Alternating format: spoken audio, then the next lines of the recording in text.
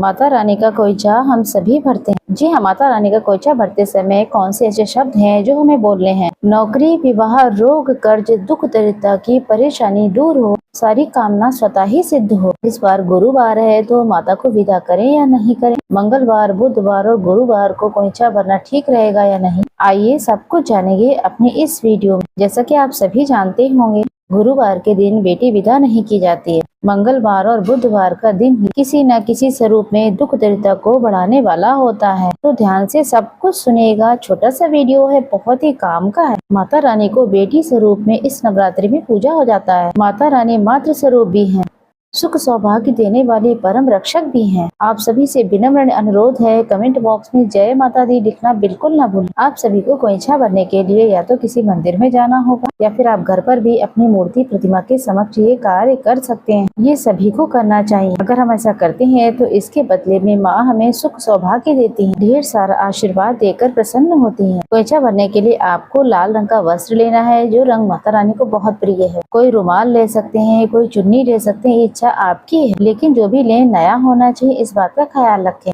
कोयचा आप मंगलवार आज यानी कि अष्टमी का दिन है आज भी भर सकते हैं या फिर बुधवार के दिन भी भर सकते हैं और दसवीं तिथि यानी कि नवरात्रि विसर्जन से पहले भी। जैसे बेटी को विदा करते समय हम यहाँ पर कोयचा देते हैं, वो भी माता रानी को आपको देना चाहिए। सबसे पहले लाल वस्त्र में आपको 5 बार थाली में चावल निकाल के रखें। डायरेक्ट थाली से नहीं पलटना है। चावल पूर्ण लीजिएगा, खंडित नहीं होना चाहिए। पूर्ण चावल माता लक्ष्मी का स्वरूप माना जाता है। दोनों हाथों को एक साथ में अंजलि बना करके लीजिए और जय माता दी कहते हुए प्रार्थना करते हुए अपने मन में जो आस है बहन बेटियों के लिए, ये माता रानी आप अखंड सौभाग्य देने वाली हैं, दुख दरिद्रता को दूर करने वाली हैं। ऐसा नहीं होना चाहिए। आप कोयचा भर रही हैं, आपका ध्यान कहीं और है, किसी से बातचीत कर रही हैं, ये बिल्कुल भी ठीक नहीं होता है। बहन बेटियां आती हैं तो आपका मान सम्मान श्रद्धा भाव देकर, जी हाँ, आप औरों से बातें कर रहे हैं और कार्य भी कर रहे हैं, ये बिल्कुल भी ठीक नहीं रहेगा। 5 बार आप उन चावलों को उस लाल रंग के वस्त्र के ऊपर तो आपने दुपट्टा या चुन्नी जो भी ली है उसमें रखिएगा 5 बार और हल्दी की गांठ। साथ ही साथ मनोकामना जरूर से बोलें कि हे माता रानी, मेरे घर में जो विवाह नहीं हो रहे हैं वो विवाह हो जाए, पुत्र की प्राप्ति हो, जो भी कष्ट संकट पीड़ा दर्द है तकलीफें हैं सब कुछ दूर हो, व्यापार बढ़े, अन्न धन के भंडारे भर जाएं। ऐसी प्रार्थना आपको तत्काल करते रहना है। 5 बार आपने उस पे चावल रख दिए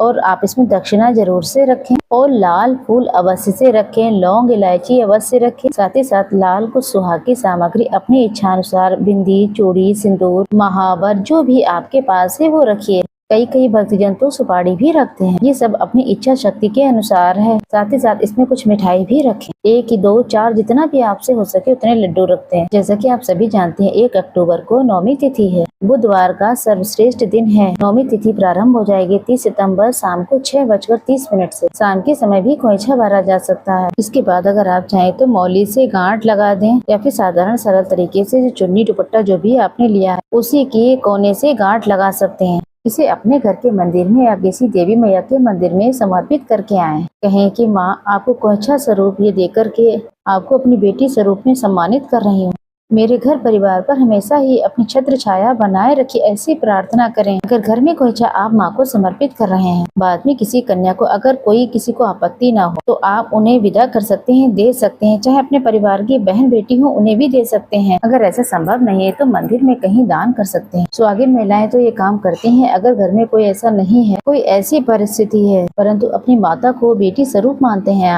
आपकी उम्र भी हो गई है, अगर आप पूजन पाठन को सर्वश्रेष्ठ महत्वता देते हैं तो निश्चित तौर पे आप ये कर सकते हैं। कई भक्तजन कह रहे हैं कि दीदी गुरुवार के दिन कन्या पूजन करें या ना करें। गुरुवार के दिन बहुत से लोग हैं जो अपनी बहन बेटी को विदा नहीं करते। आप चाहें तो आप कर सकती हैं, कोई चिंता वाली बात नहीं है। देखिए, बाहर से बड़ा हमेशा ही त्योहार माना जाता है। इस दिन गुरुवार की कोई महत्वता नहीं है। शास्त्रों में दशहरे का ही महत्व है। 10वीं तिथि पर ही माता का विसर्जन होता है, उसके बाद ही व्रत पारणा किया जाता है। बड़े बड़े पंडालों में भी आप देखेंगे दुर्गा विसर्जन बहुत ही धूमधाम से किया जाता है। हम तो बहुत ही सामान्य भक्त हैं। बिल्कुल आप गुरुवार के दिन माता को विदा कर सकते हैं।